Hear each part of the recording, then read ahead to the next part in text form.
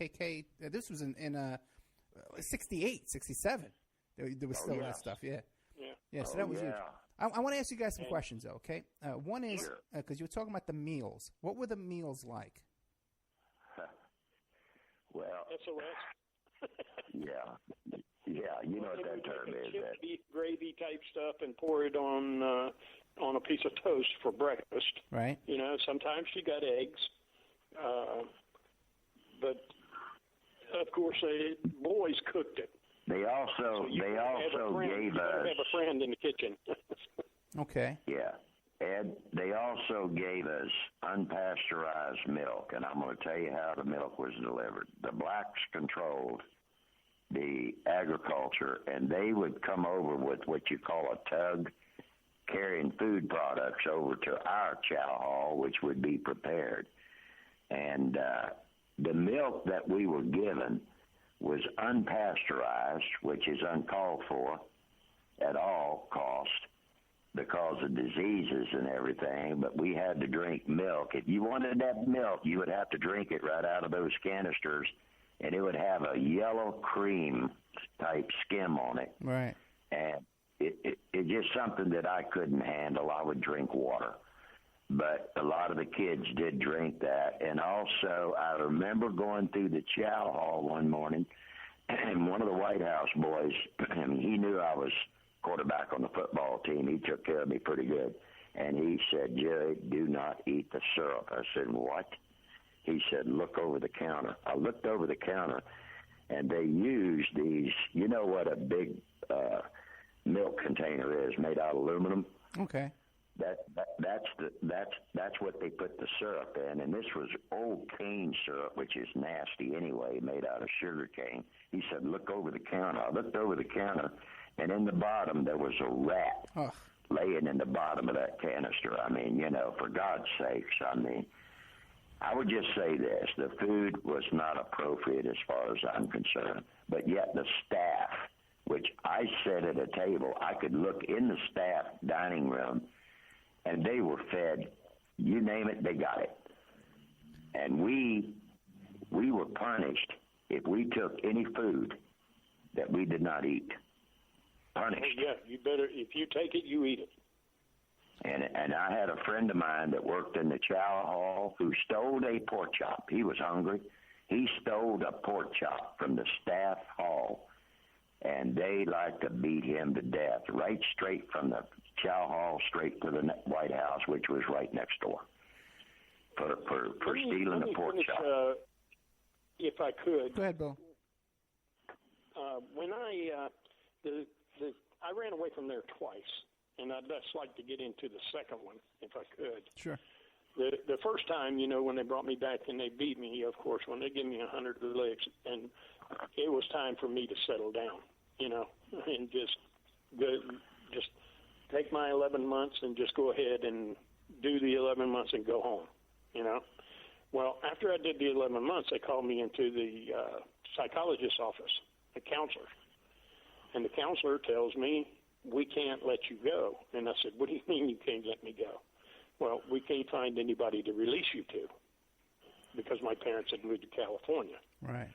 Well, you know, I'm sitting there and I'm saying, you know, here I am. I've been putting up with all of this for all this time, and now you're going to tell me you can't, you're going to keep me?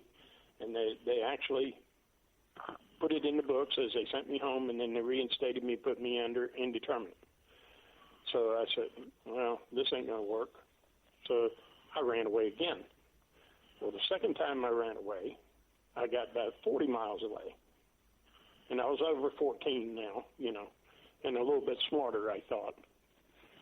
But I got into the town that he was talking about a while ago, Chattahoochee, where the mental hospital was. And, of course, I still had the state clothes on that they give you.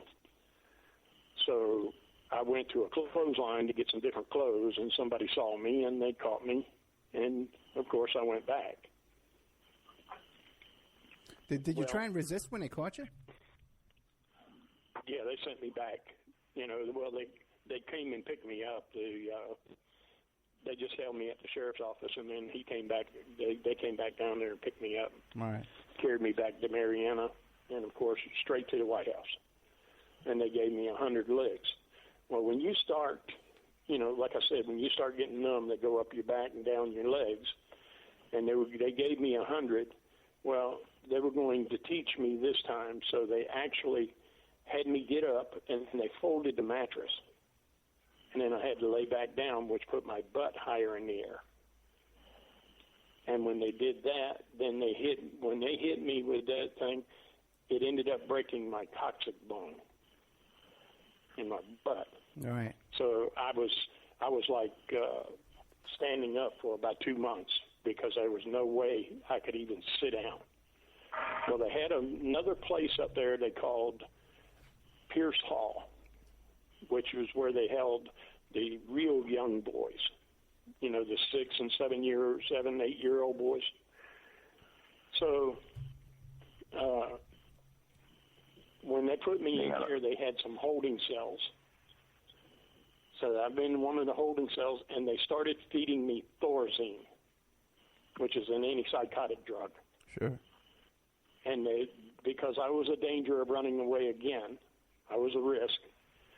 So they fed me that, and they kept me in there, and they fed me this stuff for 2 months. So because I didn't want me to run away again, and then they had this crazy psychiatrist there. His name was Sousa, and he was making this concoction with like a red bone marrow, and all of this is all posted. You'll be able to read all this on the site because it was in the newspaper and everything. But this guy was actually making some kind of stuff out of red bone marrow, and then you would have to drink this every day, and then he would put these electrodes, and he had an EEG machine, and he would put that thing on there and see if it was changing my brain patterns. And this guy was like from Austria or somewhere, wasn't he, Jerry? Yes, he was, and from what I can understand by some of the research done on this man, he at one time was under the Nazi rule and had worked with the Nazis. He was a crazy man. And he was. He was really a weird individual. A little bit more about the conditions there. Like how about clothes and shoes? Did you have decent clothing and shoes? I don't think I ever got a new pair of shoes. If a boy went home, because they had such a turnover, okay? You might have 250 go home in a year and 250 more come in to take their place. That's what kind of a turnover that you have in there, and or more it could have been, So they didn't throw away the shoes when a boy left. They would just throw them in a bin, and the different sizes. When you come in, you could get a used pair of shoes. Oh boy! Let me add a little bit of that too, Bill. Go ahead. Let me add a little bit to that, Ed. Dr. Wexler, who was a doctor when I arrived there, and he's the same individual that would shoot me up with Novocaine during football practice because I had a broken foot, and I played on that foot during practice and the games, and he would shoot me up with Novocaine and everything else to try to keep me on the field. Just before I arrived there, Bill, they had a controversy about Wexler. And this doctor had, this is what kind of people they hired. He worked at Sing Sing for years, and he had a pair of glasses on him that he could not see. I would say the man could be almost legally blind. And the glasses were as thick as the bottom of a Coke bottle. And he even would have some of the boys that worked there, as aides for the infirmary. He would have them to do stitching at times because he could not see well enough to stitch. And he would actually draw a circle with a pen around the wound so he could see it, so he could sew it up. But what I was getting at as far as the clothing, when Wexler first arrived, I believe it was 1959, he wrote a letter straight to Dozier. And that was the super at the time. He said, Mr. Dozier, I have great concerns here because I have so many children that have no shoes. And the athletic foot disease is running rampant, very rampant at this time. And Dozier wrote a letter back to him, which I have in my possession, stating this. Well, I'm not worried too much about shoes. Before you got here, they didn't have much shoes, so why should we worry about it now? But Dr. Wexler was the one, Bill, that ended up getting us those brogans that we were issued when I arrived. Right. Well, and then again, his daughter would come in and help him too. The doctor's daughter. And she even made a statement, talking about the boys after they come from the White House, they were being cut and everything. And she said, well, I didn't see too many of them that needed stitches, and if they did, they only needed one or two. What do you think of that, Ed? And that's what do you not think of that? To somebody who just paddled somebody. How old was the daughter? She was like a teenager just working there for fun, or? Yes, there was two daughters, I remember. Yeah, I remember very well. There were two daughters. Number one, they were warned by Dr. Wexler, you do not approach that building up there called the White House in any fashion. You will not leave my building area if you are here. Otherwise, you will be at home, which he lived on the campus with his family. And I talked to Dr. Wexler's oldest daughter about 5 years ago, and she said, I remember you, Jerry. You were the quarterback. I said, yeah, that's true. And I said, you were one of the cheerleaders between you and your sister. She said, yeah, we were. And I mentioned to her about Harley Woods, which was our fullback. They had a thing going, and I found out later on that Harley Woods, on the weekends, would spend the weekend sometime at Dr. Wexler's house. And, boy, I went through the roof about that, Ed. Okay, I was going to actually ask more about the medical facilities. Now, what if your kids got sick? If you had a cold or a stomach ache or something like that, was there any kind of treatment? Good luck. Good luck. If you had a sore throat, they carry you in and they paint your throat with that purple gentian violet. Yeah. If you had a cut or something like that, they go in there and they put mercurochrome on it. I remember that. Put a piece of tape on it. Yeah. Let me say this about the medical treatment. I told you, Ed, that Troy Tidwell, the night him and Mr. Walters and Mr. Hatton beat me,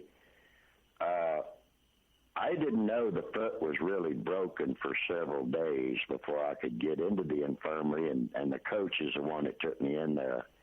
And when he found out that they had broken my foot, and the only way they found out was we didn't even have any x-ray equipment. He had what you call a fluoroscope. You know what that is? Yeah, I remember that, yeah. I had an old fluoroscope.